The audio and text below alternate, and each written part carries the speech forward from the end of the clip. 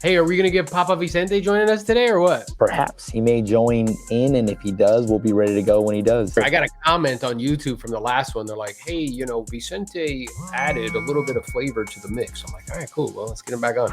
We had these rule changes. Me and you, when stuff gets interesting, leaders stand up and everything rises and falls on leadership, right? So as leaders in the Elite Builders organization, me and you started to have conversations. Last weekend, we did a live stream on it. I did a live stream on Monday. I got all the team together. We had 80 agents on a call, having a conversation about how we got here, what are the actual rule changes, and then specifically what we need to be augmenting in terms of approach, right? Both on the seller side and the buyer side. And I know me and you really pride ourselves on giving people the good shit, not the bullshit, and giving them actual tangible tools that they can use right in the marketplace. So let's kind of have a conversation first so everybody has clarity around the 5 different actual proposed rule changes, because they haven't actually gone into effect yet. We're going to operate under the assumption that they are going to go into effect. So let's talk about those 5 different rule changes. Then we can talk about specifically what we need to do as far as augmenting kind of approach, or what we're doing both on the sell side and on the buy side. Because I believe that for those who can pivot, who are highly skilled, they will continue to get their unfair share and continue to make a meaningful amount of money. The first proposed rule change is that we can no longer put compensation in the multiple listing service. And what was interesting, Jose, I was having a conversation with a coaching client of mine who does both residential and commercial. And he's like, yeah, dude, on all my commercial deals, I have to call the listing agent, find out what they're offering compensation. Then I do an LOI, a letter of intent. And in there, I include the compensation that I want. So I'm like, okay, so explain to me how this is different. He's like, it's not. It's the exact same thing. So we can still offer compensation. We just can't put it there. Not only that, but I've already actually, for some reason, I thought hey, this is likely not going to start coming up. I've actually had 2 conversations about it already in the last 2 days. So it actually came up with 2 different sellers, and both of the sellers were like, yeah, we want to offer compensation to the other side, because if not, nobody's going to want to show the listing. And it was just it was very well received, basically. So I think in some cases, and this is not to talk down on it, but I think we're making a bigger deal about it than it actually is. I agree. 100%. And because I know that we're emotional beings, so we think that we're thinking beings that feel when we're really feeling beings that think. Yeah. And the only reason why people would be kind of scared here is 2 reasons. One is knowledge equals confidence and ignorance equals fear.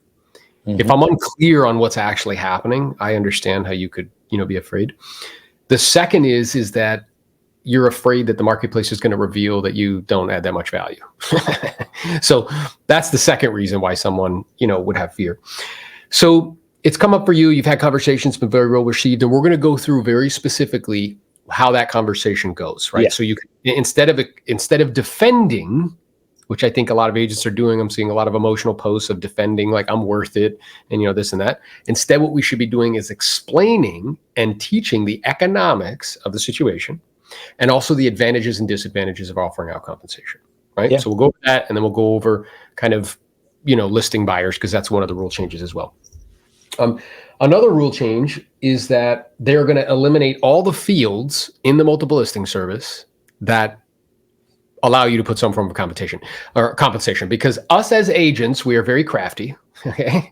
We have a lot of, ingenuity, and we will figure out a way around it. So they're just going to remove all fields in the multiple listing service where you can put that. The number 3 change is that we can put concessions in the multiple listing service.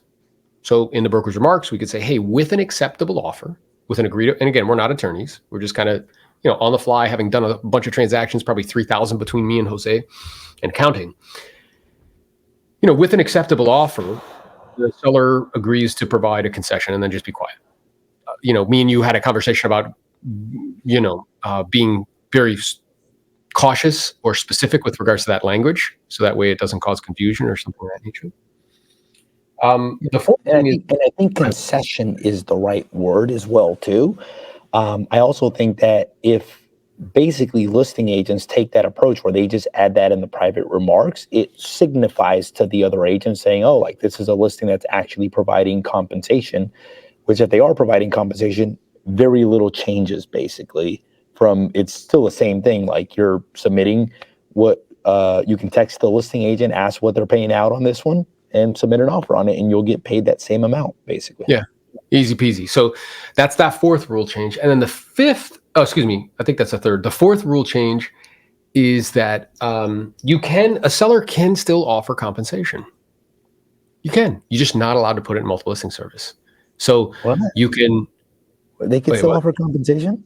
Oh my God, yes, they can. I don't know if anybody knows this shit, but they can still offer compensation. Okay? And we just aren't able to put it in MLS. So where we could put it is when agents call and talk to us or our staff, we can let them know. We can also have a separate landing page with information about the property. It's just not the multiple listing service on our own company listings, because the broker is the one that owns the listing. On your kind of company website, you can put compensation. The only place you can't put it is in the multiple listing service. Okay.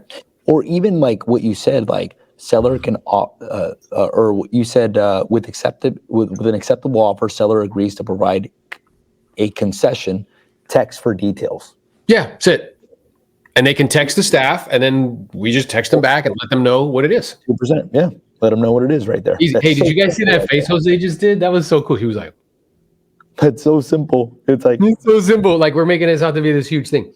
Now, the last rule is that if you work with a buyer, you're going to have a buyer brokerage agreement signed.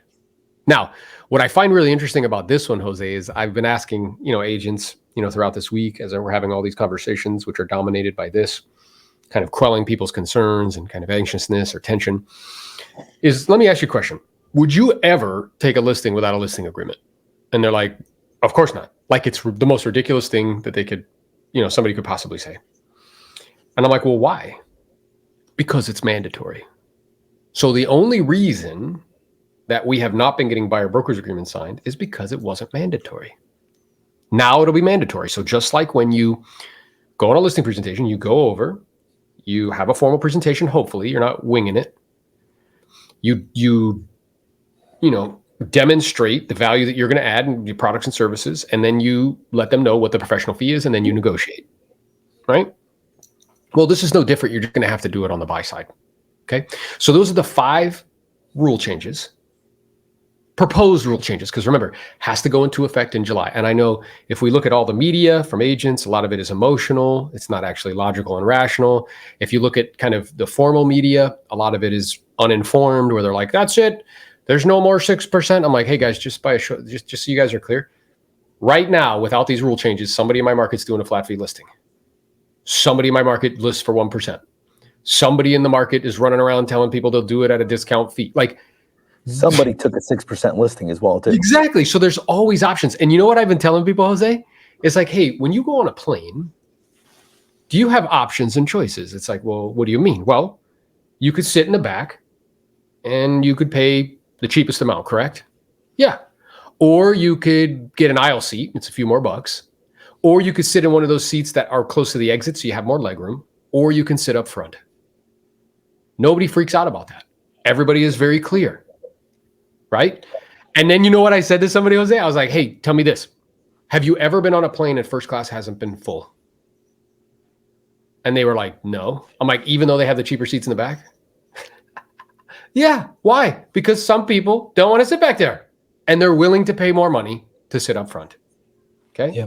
The other thing I think as real estate agents, we have to remember that it's not the strongest, the smartest real estate agents that survive, or not that survive, that thrive. It's the ones that are able to adapt. So through our industry, there's been very few top producers that basically produce in every single market. The top producers that produce in every single market are the ones that are able to adapt. So like, for example, during the bank foreclosure REO days, some of the top producers got an REO account, others didn't.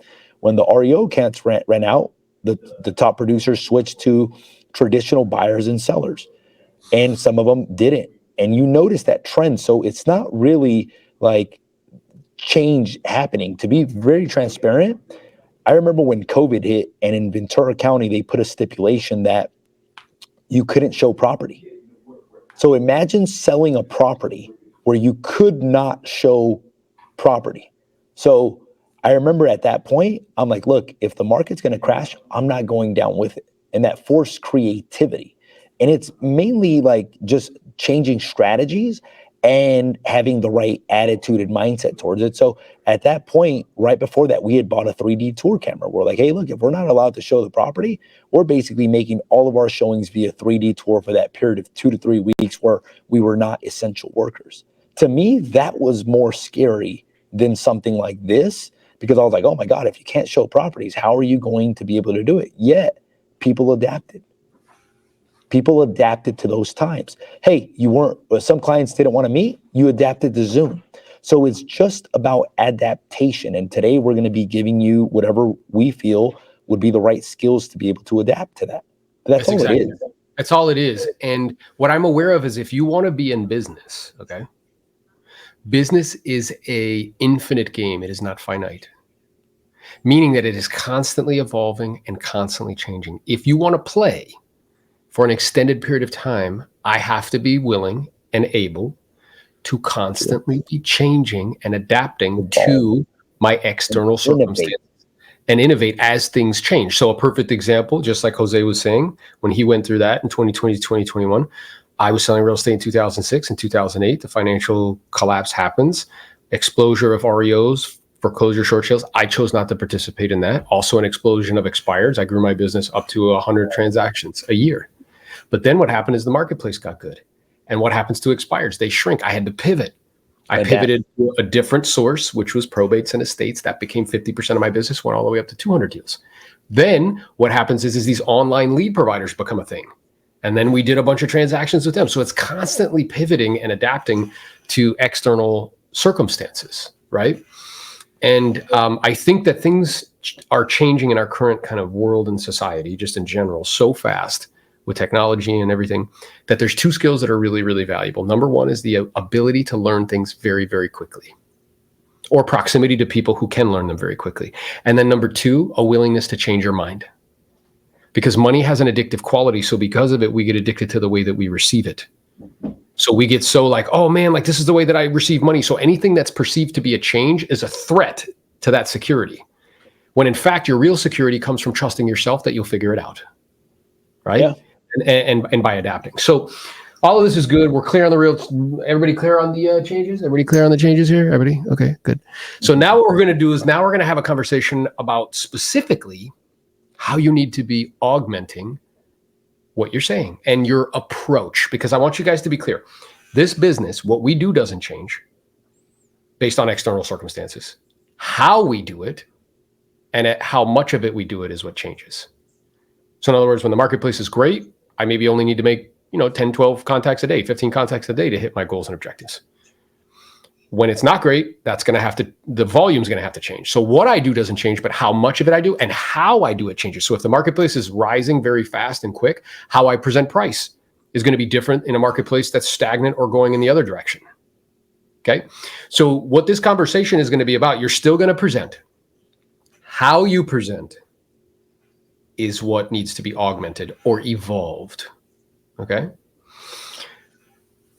So the way that it's come up for me, if we just start off with the no compensation on the MLS, I've been on 2 listing appointments and the sellers have said, hey, I heard about this thing, like this change or this lawsuit. Can you tell me a little bit about that, basically? And the way that I responded was simply just, okay, so that is a really good question. There was a change so the way that, let me retract. So the MLS no longer allows us to offer buyer compensation on the MLS. That doesn't mean that you can't offer out a buyer's commission. It just means that we're no longer allowed to advertise. Now, in our conversations in the past, as I've mentioned to you, our commission is 100% negotiable. We've always been transparent about that. Basically, we're just no longer allowed to market on the MLS, we could still offer compensation, basically, is the way that I've kind of just said it. Yeah. And then that's it, basically. And then that's it, and you move forward. So to put that in like exactly what Jose's saying, and we can kind of walk through it. So I propose that one of the things that are going to happen is we're going to have different forms of representation for different forms of compensation, right?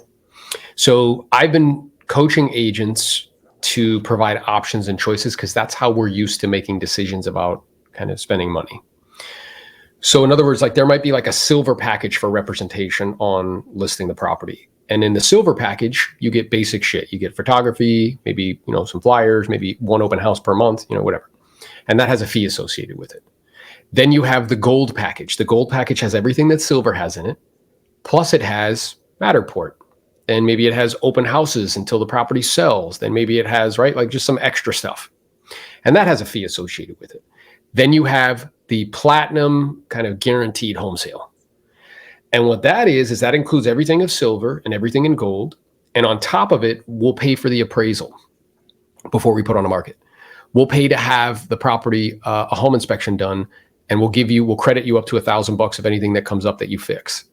We will have it professionally cleaned before we put on the market. We will have it professionally staged before we put on the market, right? So that's the full Monty, and that has a fee associated with it. And then you just ask them, well, Jose, based on what you're looking to accomplish and why, based on the time frame you'd like to make all this happen in, which one of those options do you think would serve you and your family best? And they're going to be like, well, honey, I don't know. I mean, the silver plan or the gold plan and the platinum plan, like, one of those. We do want to be moved in the next 90 days. And then they'll make a decision. And that's where selling will come in. You know what I'm saying? They'll be like, hey, Jose, is it really worth an extra half a point to do the premium package? It's like, well, my professional experience is that the homes that we've listed with that package, because we pay attention to it all the time, 99% of the time they sell. And the average days on market is like 18. Now, I know you were kind enough to share with me that the main reason you want to sell was blankety blank. You also shared with me the time frame you'd like to make this happen in is in the next 90 to 100 days, which means we need to be under contract in the next 30 because it takes 30, 45 days to close, right? So with that in mind, I guess the question is for you personally, would it be worth the peace of mind of basically ensuring that we get the property sold in the time frame that you want? And then be quiet. And then again, they'll make a decision. So again, for agents who know how to sell, this is not going to be a thing. Agents who know how to present, it's just the vast majority of agents don't know how to do that. Well, it's interesting too, because whenever I am at a listing appointment and they ask me how much should I offer to the buyer side, I usually just pull up the recent comps that we went over. I'm like, well, look, here's the good news. The MLS actually tells us how much other sellers have been paying. So if we go through the comps, I can actually see that seller paid 2.5%. I could see that seller paid 2.5%. I could see that seller paid 2%.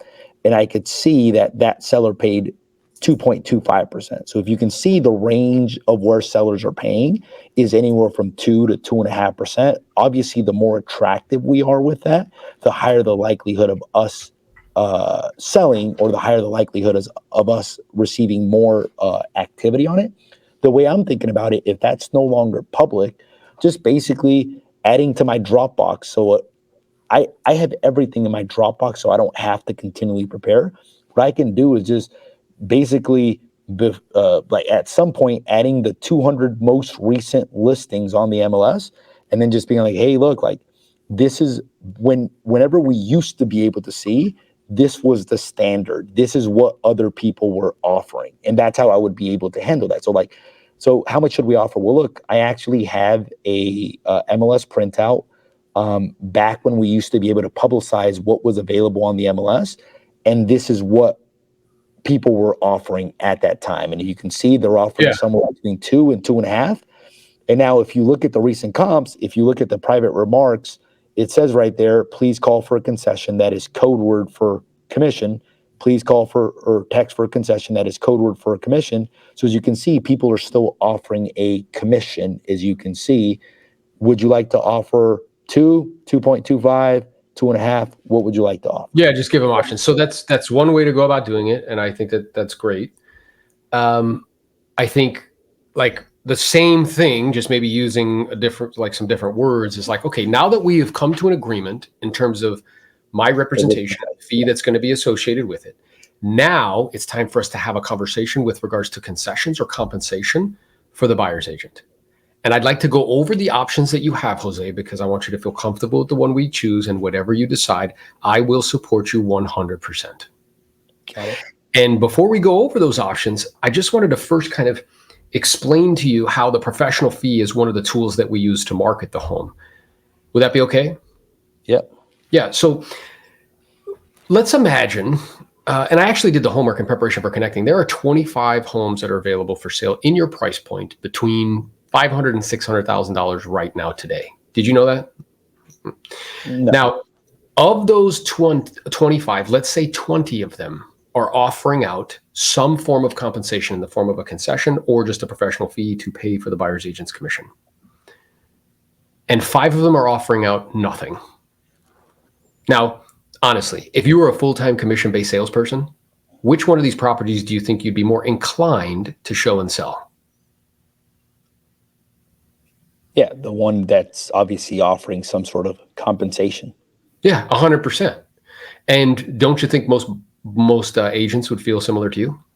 Yeah. Yeah, 100%. So just by you saying that demonstrates that you realize the professional fee is in fact a tool that we use to market the home. So in that context, here are the choices and options that we have. And again, whatever you decide, I'll support you 100%. The first option is we offer out nothing. We're not obligated to offer out anything, so we just say, no, you guys have to take care of that and figure that out yourself. Now, we've never been obligated to offer out anything. Right. Yeah. So, okay. So that's good language. So we don't have to offer out anything, and we just don't.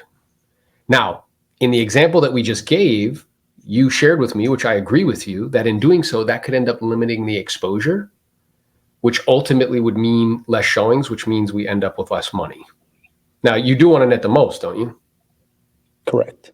You also shared with me that timing was an issue for you. Like, we need to be done and complete in the next 120 days.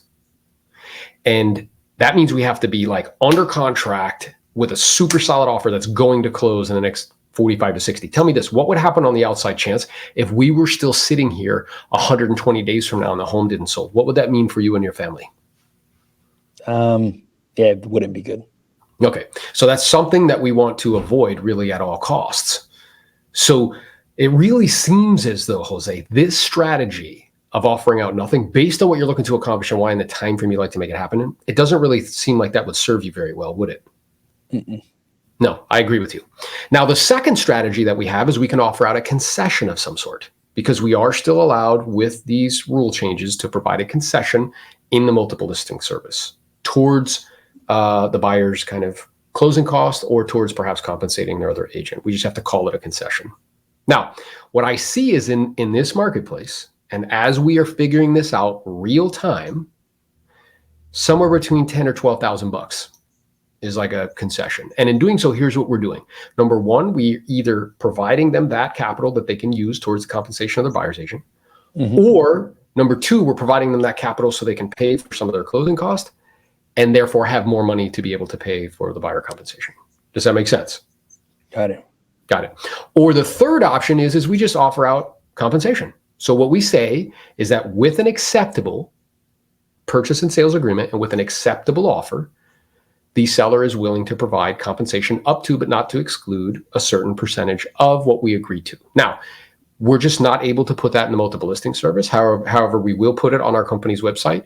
We will put it in showing time, where when agents call and they can ask, and they ask about what's going on, and my staff will notify them when they reach out.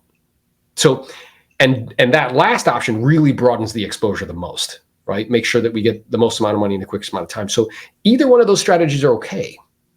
My question is based on what you're looking to accomplish and why, based on the time frame you'd like to make this happen in, which one of these options do you think would really serve your family best, help you to get the most, and make it happen in the time frame that you want? And then shut up and let them talk to you and self-discover, and they will tell you, well, yeah, we probably should offer out compensation. What do you think seems to make sense? And if you do this right, Jose, because this happens for you all the time, because you're a professional and you ask questions and you are looking to collaborate instead of kind of tell people what to do. Yeah. They will say to you, what do you think we should do, Jose? That's exactly what they're going to say to you. And when they say that, you're like, listen, I appreciate you asking. And I want to be clear, I take this very seriously, which is to protect your bottom line and your net proceeds. My concern would be is that if we go completely against the grain and offer out less than what agents are accustomed to, it could end up affecting showings and end up affecting how much we end up getting and how fast it happens. Like, I really don't want you guys to be sitting here 120 days from now and it's not sold. So I think that the marketplace is showing us that that last option would really serve you best. Does that make sense to you? Yeah, well, I did a net sheet. Here's a net sheet, and here's what you would net. Would that allow you to make this move happen? Not is that enough, because it's never enough. Yeah. Would that allow you to make this move happen? Jose's like, yeah, it would. Okay, great. May I make a suggestion? Sure, let's proceed. Let's take care of the appropriate paperwork. Let's move forward. And then you get the agreement signed and you're done. I agree 100%. 100%. Now, I think Eddie Fuentes put whatever the buyer agrees to pay you is all that you will receive. Which, like, let's say that the buyer agrees to pay you 2% and then the listing agent's offering 2.5%. I'm guessing that you would be leaving 0.5%, or the other half would go to the basically the buyer, basically. Well, and here's what happens now, guys. So this is really good, because now on the other end, you have to now list buyers. And we haven't, as a company, I mean, as an industry, we haven't been doing that practice because it wasn't mandatory. So what it's going to require is you sit down with buyers and different forms of representation for different forms of compensation. Yeah. So in other words, if somebody calls Jose and says like, "Hey, I want to see that property," and one of Jose's his agents like great, they meet him at the property. There is a buyer brokerage agreement that is specific for that property, that if that individual comes back and buys that property, there's a fee associated with it, right? Maybe that's a flat rate because they're not having to show them, 50 homes and like all that other stuff, right? And then you have to explain to them how that gets paid. So there's one of three ways it gets paid. One is that they're offering out a concession of some sort, and that'll go towards that, right? If there is any gap, you just have to make up the difference. Number two is they provide the compensation. Then it's fine. It's taken care of. Or number three, they're saying that they don't provide any at all. And if that happens, then it would be your responsibility. Are you clear on what I'm going to do for you? Are you clear on the compensation? Yes, I need you to sign this right here. And then you proceed. And it's the same thing kind of like with a listing. Like whenever I take a listing, in the additional remarks, sometimes we put like different scenarios. They'll be like, well, what if you bring the buyer, Jose? What if somebody from your team brings the buyer? What if the property sells below the asking price? What if you get a bidding war on the property? And it just becomes a negotiation at that point. So what Aaron is referring to on the buyer agent compensation agreement is that it's very likely that you will be able to basically do a different compensation for just different situations, and then be like, look, if they actually offer a concession or a compensation, you won't actually owe anything, basically. If they only offer X, then the minimum amount that I would be willing to work for would be this. That means we would have to cover this gap. And if they don't offer anything at all, this would be the commission as well too. So it's just going to require conversations. And the way that I handle the commission structure or the commission conversation is, I'm like, well, what were you thinking? Like, that's typically like whenever somebody says, well, how much commission do you charge on the listing side? A lot of it is just reverse engineering it, because for the listing side, you need a contract. So it's like, well, look, as I mentioned to you before, the listing, as I mentioned to you before, commission's 100% negotiable. I don't have a set fee that I charge. I usually try to be flexible with my clients, just depending on whatever their needs are. Is there a certain commission structure that you're looking for to try to see if maybe I can accommodate? What that does is it gives the other party an allowance to tell you what they're thinking. And you'd be surprised what people were thinking. Like I had one the other day and I'm like, look, I usually try to be flexible. What were you thinking? They're like, well, I think the standard is 6%, I'm like, all right, yeah, I would be good with that. Are you okay with that? Yes, yeah, you're like, yeah, I feel comfortable with that. You comfortable with that? Like, yeah, we're fine. Great. Let's go ahead and take care of paper. So the thing that, like, what Jose just said there, guys, is like gold, like this. Ready? Is you have to create an environment. I'm not going to fight him on 6%. Nah, bro.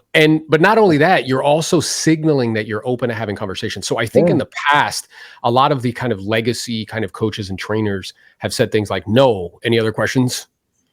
And you can do that in an environment where A, there's not the internet, and B, there's not so many options and choices. But in an environment that's not that, like you have to demonstrate, like A, you have to demonstrate value. B, but you also have to be like signal that I'm open. So like, look, the professional fee, it's not going to be one of the reasons why we don't do business. I'm sure we'll come up with something that's mutually beneficial to all parties. I want you to make a decision that you feel, makes the most sense for you, where you're getting the best agent that can help you to net the most and do it quickly and efficiently. And I want to be clear though, Jose, once you decide that that's me, that's not going to be a reason why we don't do business. I know we'll come up with something that's mutually beneficial to all parties. So I guess my question is, based on our initial conversation, based on our conversation today, do you feel comfortable and confident with me that I can help? Yes, we do. Okay, so then if we could agree on the professional fee, there wouldn't be any reason we couldn't get started. Is that right? No. Okay, what were you thinking? And then shut up and let them start to talk to you, right? So it's just going to require us to think more like business people instead of salespeople. And I get that objection all the time on the listing side. On the listing side, like that's probably one of the most common questions that I get over the phone and in person. How much commission do you charge? So what I would say is just reverse engineering that, like for the buyers. Well, look, like if they ask you like how much commission do you charge, that is a really good question. I'm not sure if you're aware of this, but commission in California is 100% negotiable. The way that I approach the business is I try to be flexible just depending on whatever the client's needs are. Is there a certain commission structure that you're looking for to try to see if I can accommodate to you? And just see what they say. They may say something, well, I've heard that 2.5 is the standard commission, And then at that point, it just leads to a conversation. Now, I think the other thing that's important is like, okay, as a buyer's agent, what type of value are you providing to your client? Here's what I've been teaching our agents for the longest time. So Aaron asked me a really good question when I got started in the business. And he asked me, what is your competitive advantage in the real estate business? And at first, my initial reaction was like, well, like I'm nice, I work hard. Yeah, I'm cute. Yay, I can dance banda. Yay. I've got dimples, But what he said, he's like, that's not a competitive advantage, Jose. That's everybody has that. And he's like, well, what makes you different? So on the listing side, like we have developed certain competitive advantages where whatever their problem is, we have a solution to it, meaning we make it easy peasy. If their house is vacant, we can stage it. If they need help boxing up items, we help them box up the items. If they need help taking items to donation, we help them with that. If they need money to be advanced to them, we help them with an advancement of money. If they need money for relocation prior to the close of escrow, we advance. So there's a lot of different value propositions. Now, on the buyer side, the value proposition that I believe we provide is we have a 90% offer to acceptance ratio. Now, is that 100% accurate? No, meaning that we shoot for that goal of having 90%. And I'll tell you this, Jaime, one of our agents, I'd probably say out of the last 7 offers that he submitted, he's probably gone all 7 accepted on his offer. So I would say that that would be a competitive advantage. And I would attribute that to the process that we teach to being able to get more of your offers accepted. So how confident would you feel as an agent, like knowing that you have a higher likelihood than more agents of getting their offer accepted? So you're probably wondering, like, how would you do that? There's a process associated with that. So if you don't know the process, it's important that you learn the process, and we can teach you that process because whenever we receive offers on the listing side, we see agents that just submit blind offers. Just like, hey, look, this is what my client's willing to offer. They never touch base with the listing agent, never collect any information, never basically advise their client on what to submit. So that's the first value proposition. The second value proposition that we have, I would say, is we have access to off-the-market inventory. Because of the amount of listing business that we do, meaning we list, that doesn't mean we sell. We list over 100 properties every single year. We're in constant contact with sellers every single day. And sometimes sellers say, hey, bring us an offer. And sometimes they don't want to come on the open market. When they say that, if we have somebody that's willing to work with them, we don't care about taking a listing. We care about getting a sale. That's the most important thing. So whether that means bringing you a buyer and getting a contract signed that way, we don't care.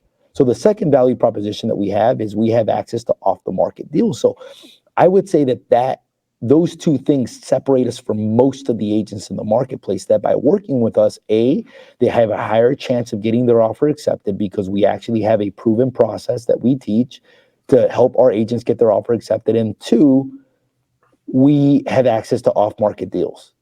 Now, if you're interested in learning that process on how to get your offers accepted more times, comment below, and we're happy to do an episode on that as well too, to just share it with you guys. For our EXP partners, we've done that class already, and we've basically taught you guys how to get more of your offers accepted. Now, we have an agent by the name of Salima who's incorporated this into her business, and now she's getting more offers accepted because now she's following a proven process to get her offers accepted as well too.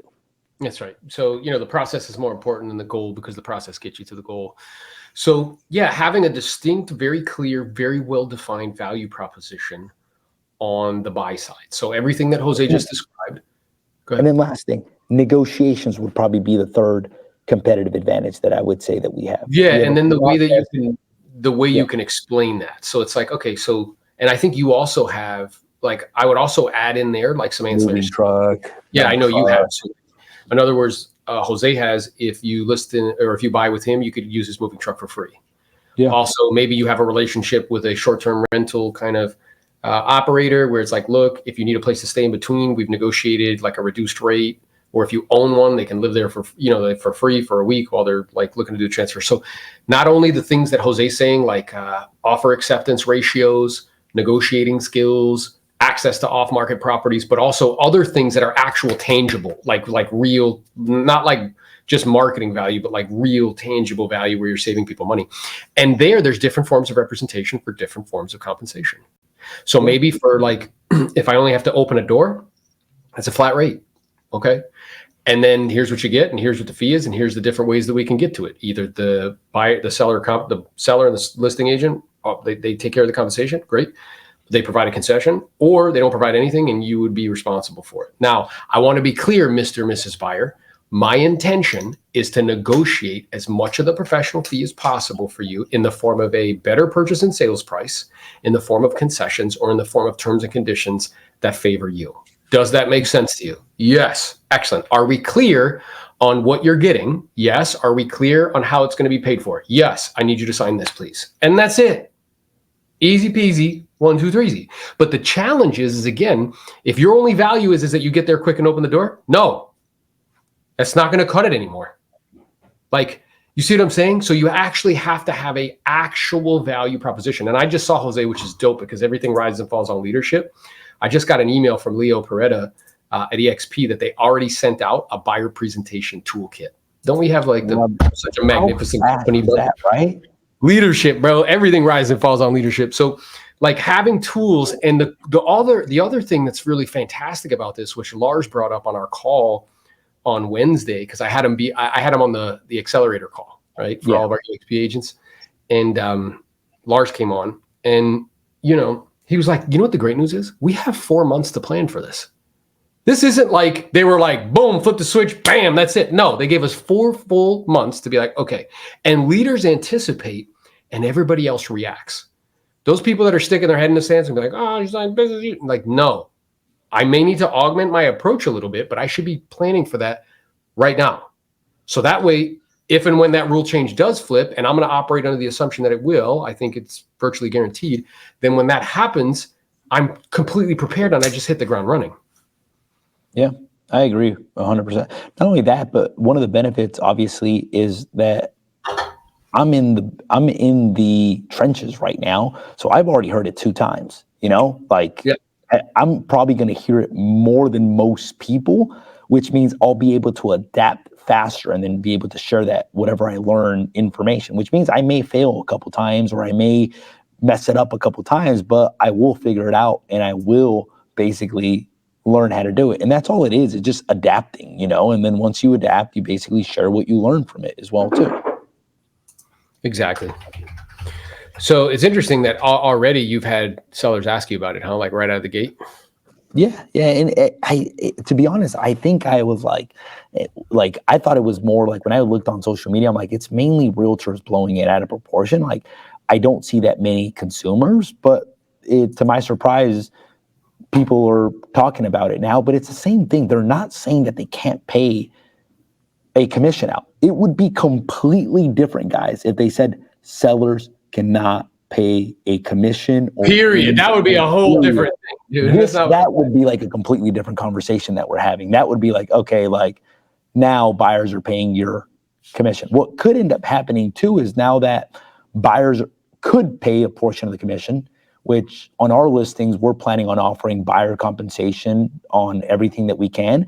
And like anything, you're going to run into different sellers. You're going to run into different sellers that are like, nope, I'm not offering anything. But that's always existed. Right. You know, you're going to have different sellers like, nope, I'm going for sale by owner. You're going to have different sellers that are like, nope, I only want 2%. Nope, I have a seller right now where we're offering a $10,000 flat fee on the MLS. You have those types of sellers already. They're going to exist regardless. I think that the challenge would be if it was prohibited 100% for sellers to offer any sort of compensation. That would just be a different conversation, basically. Yeah, and then I think it's easy. So let's say that seller who says to you, like, I don't want to offer out anything. And let's say it's been on the market for 30 days and it hasn't sold yet. And they're like, Jose, why is it not selling? And you're like, well, I appreciate you asking. And trust me, I'm equally as concerned that it hasn't sold yet. So what I'd like to do is to share with you some information. And then you can decide what you feel is best. Whatever you decide, I'll support you. Fair enough? Yeah. Well, you know, it's really interesting because if you recall, we had a conversation when we originally put on the market and we were talking about compensation and how it was actually a tool that we used to market the property. Do you remember that conversation? And they'll be like, yeah. Mm-hmm. It's like, yeah. And you remember we had the different choices. And one of the choices is you elected to not provide any compensation. Right. And you said, okay, well, let's see what happens. And we've tried that. And as of right now, we've had 4 showings and no offers. Now, what's very interesting to me, because me and my staff were doing some homework in preparation for this conversation, is of those 25 homes that were on the market in the last 30 days, did you know that 4 of them sold? No, I didn't know that. Yeah. And do you know what they all had in common, Jose? They probably offered a commission. Yeah, they were all offering compensation. Mm-hmm. That's exactly right. So what I'm aware of is that, what do you think the marketplace is really telling us about compensation? Is it in fact a tool that we can use to market the property? I would say so. Yeah. So then, being that that's the case, what I'd like to do is just revisit your motivation. So that way, you know, we can be clear on what you're looking to accomplish, because this is about you. It's not about me. And then we can go over some strategies and some approaches that we have. So that way you can decide what you feel is best and what's going to help you to get to Texas. Would that be okay? Yeah. And this is standard in commercial real estate, guys. You talk to commercial brokers, this is the way that it works. Yeah. And I told you, I was talking to a coaching client of mine who does a meaningful amount of commercial. And he was like, yeah, every commercial deal, I have to call the listing agent, ask how much you're offering compensation. And when I do an LOI, a letter of intent, it includes the compensation that I want. It's part of the negotiation. Not a big deal. Not a big deal at all. It's just different. And what I'm aware of, Jose, is like our brains are wired. You know, we have these like 50,000-year-old brains that are like in this time that we live in. So they're wired in a different way, and they're wired to like perceive threats all the time. Like those kind of ancient parts of our brain are wired to like just be constantly scanning the landscape for threats. And what I'm aware of is most people are very, very highly motivated by security. Very highly motivated by security, whether they're conscious of it or not. So anything that's new or different is perceived as a threat. And what it initiates in your nervous system is the fight or flight. So people get anxious, they get like, oh my God, like what's going to happen? Like all you have to do is look at comments on threads and it's like, oh my God. And we think that we're thinking beings that feel when we're really feeling beings that think. If you can keep your wits about you when everybody's freaking out, it's super helpful. You know what I'm saying? Like you can see what's clear and then you can make decisions and continue to get your unfair share. So again, I believe that the agent of the future, and I'm curious to hear your thoughts on it. Gloria, if you are with EXP, she just dropped in the thing and said, where can we get that? You should have just got an email from the kind of CEO, Leo Peretta, from the leadership with that toolkit, right? If you're not, you can partner with us. Let's go. Yay. I think the agent of the future is the following. Number 1, a very skilled salesperson. Not an order taker, not a kumbaya hold hands, but a skilled salesperson. Okay. Somebody that knows how to ask questions. They know how to ask questions. Exactly. And they know, yeah. And they know how to close. And they know how to ask for money.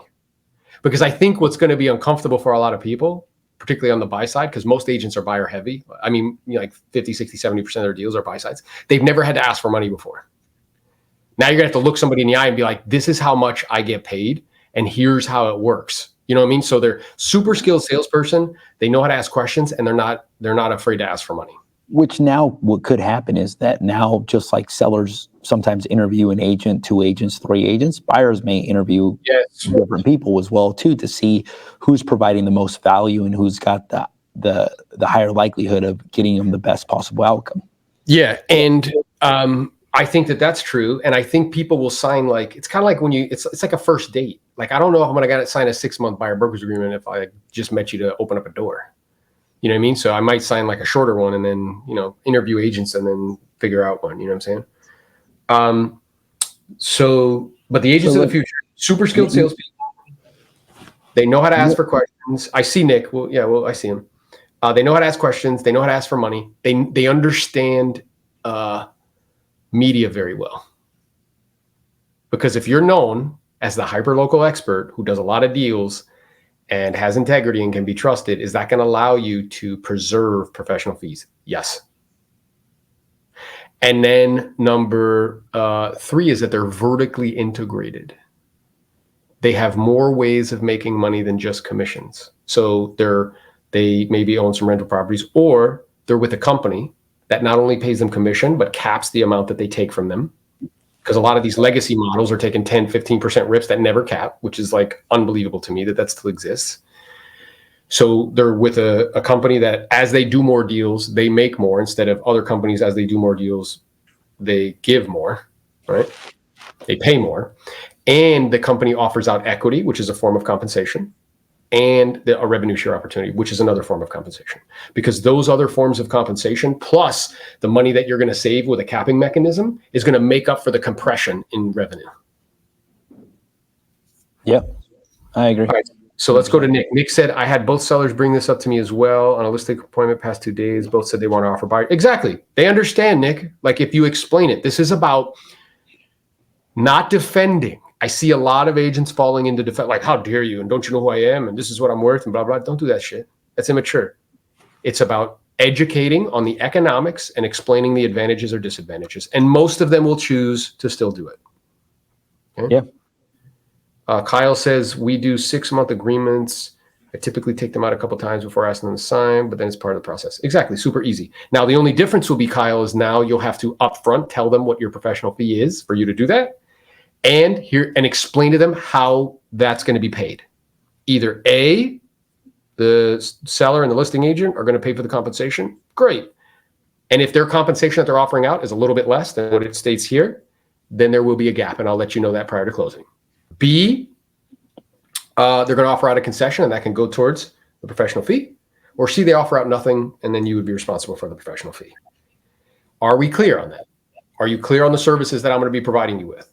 Excellent. Do you still want to proceed? Yes. Sign this. Okay. I see Kyle says he already does that. Way to go, brother. Good shit. And then it was written into the Colorado contract. Yes, sir. All right. Way to go, Kyle. Start teaching classes. A lot of agents do it. It was interesting too, because the one of the listing appointments that I got the question, and certain sellers ask me this. They're like, hey, will you be representing the buyer under any circumstance? And I know when they ask me that, the reason that they're asking me that is they don't want dual agency. They don't want that. And when I told them, I was like, look, I actually stopped representing buyers on my listings 5 years ago. I haven't represented a buyer on any of my listings for the last 5 years. And the reason I haven't is I didn't like the way that it felt. Meaning that, like, even though you're doing everything ethically, there could be a little bit of distrust in the transaction. Agreed. If the buyer comes up with some sort of request. But it's interesting because buyers want representation. They want somebody to look out for them. The only difference is going to be, like, they may not hire their cousin with one deal experience anymore, and they may hire a professional. And sellers want representation, meaning they want somebody to look out for them and somebody to basically take care of the paperwork. The only challenge is that a lot of the agents in the marketplace don't provide any value, have no idea what they're doing, and provide very little value. Agreed. They're order takers. Yeah, and our industry was not going to fix it. So what happens is that the market fixes it. So in other words, like I was explaining in our mastermind group that we have, that NAR has no incentive to make it more difficult to become an agent. In fact, their incentive is the opposite, to make it as easy as possible to become an agent. So they make the barrier to entry nothing. You do not have to have any formal education other than a high school diploma.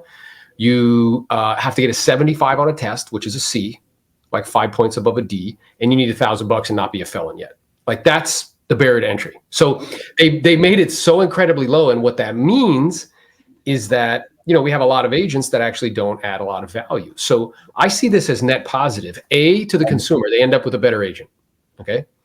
B, our industry gets elevated in professionalism. We weren't going to fix it, so the marketplace fixed it for us. Okay. Yeah. And so we end up with more professional agents who know what they're doing. No more part-time, no more like, I do like 4 deals a year and like that's that. No, like, you're going to have to actually add value and demonstrate value. And I don't think that's a bad thing. I think, we're certainly up for the challenge, and those who add value will continue to be compensated and continue to get their unfair share of the business. Love it. And I don't know about y'all, but that's what we're into, our unfair share. So this is what we do with the Elite Builders. We come to you with the good shit, not the bullshit. We give you the tactical, practical tools that you need so you can go out into the marketplace and actually do deals. So if you like these, we do these every Friday. We go live. Be sure to check out the next one. Elite Builders, coast to coasting. Let's go.